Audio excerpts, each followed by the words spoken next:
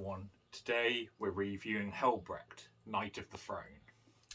So, putting myself away from the lies of the Alpha Legion books, I finally got around to reading the latest Black Templars story. The chapter I started playing the board game with about 20 years ago. Oh dear. To move to the far future, High Marshal Helbrecht has crossed the Rubicon Primaris. But how good of a story does this one make?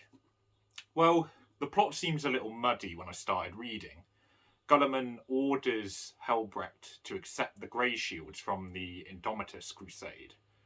Helbrecht agrees, although he does not agree to everything Guilliman requests, despite his veneration for one of the God Emperor's gene sons.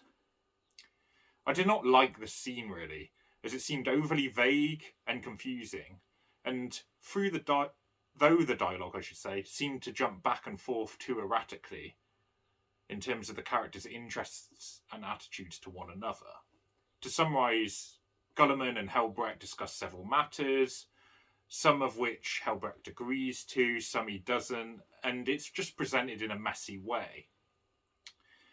Really, the purpose of that scene is to bring us up to speed with where the Templars are during the latest events of 40k.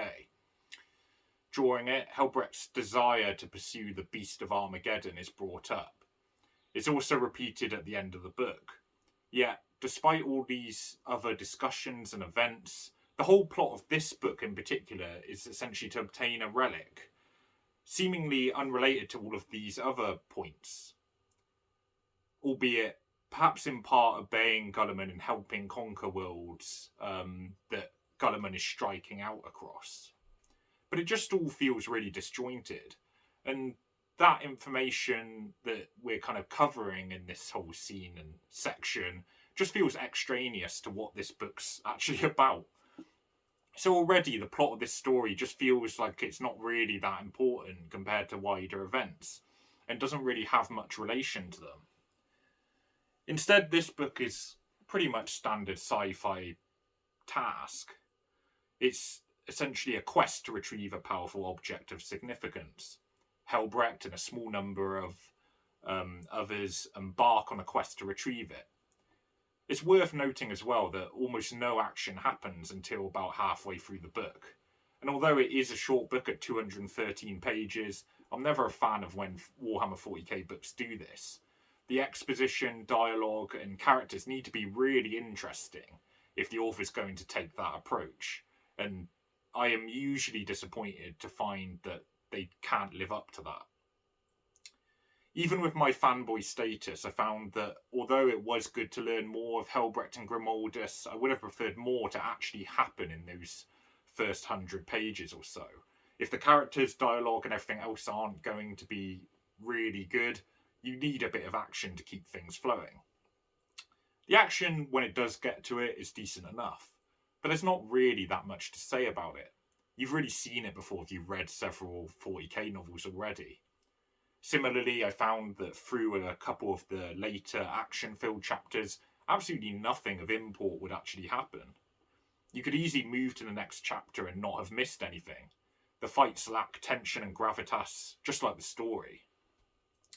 The imagery and descriptions, though, are illuminating. I really liked the way Collins describes settings, characters, and use of vocabulary. It's the best aspect of the book by far.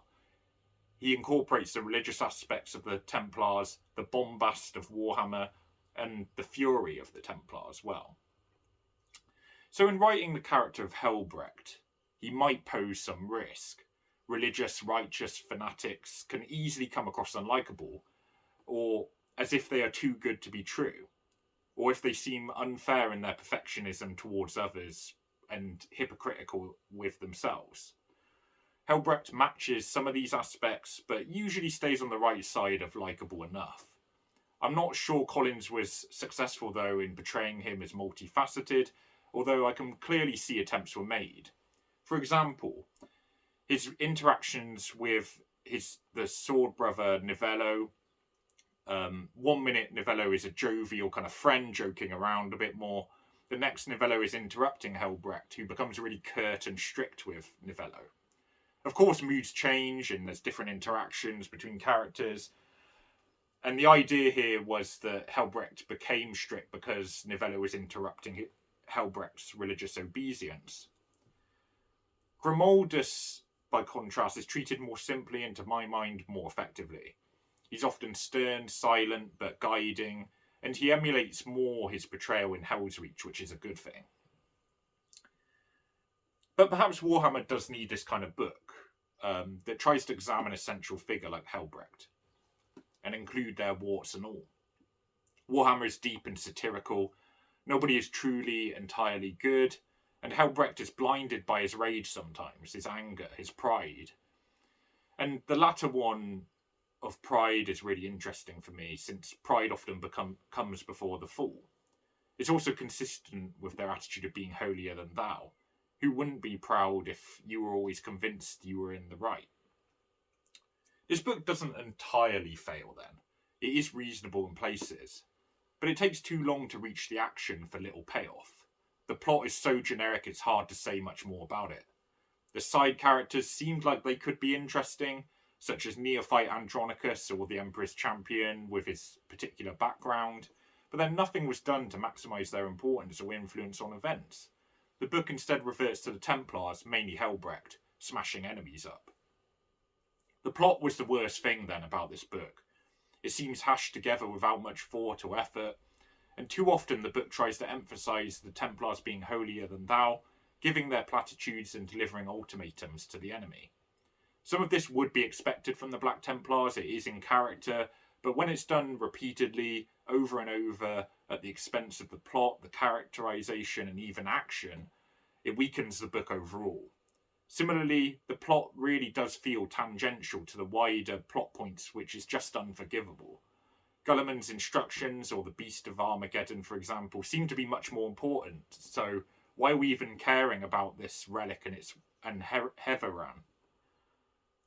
This question, to be honest, remains after I finished the book. So in terms of final score, I really wanted to love Helbrecht's Knight of the Throne. He's an interesting figure, and the emphasis on his pride that kept recurring was interesting. The action scenes were serviceable, but needed more impact and tension. Characters looked like they set up for a good and promising dynamic, but they were not utilised at all. The standout of Collins's writing was the way he describes things, which seemed consistently good throughout. The scope of this book is my main issue. It takes 100 pages to set up what's happening, several chapters of the Black Templars declaring how righteous they are, and then a couple of chapters of action where nothing of import happens until the concluding events. This is a really disappointing story, and it's just not a patch on books like Helbrecht. Unfortunately, it's probably one of the worst books I've read this year. Sons of Dawn should check out my review of the Horus Heresy book Sigismund, which scored quite a bit higher, as this one is only getting a 3 out of 10.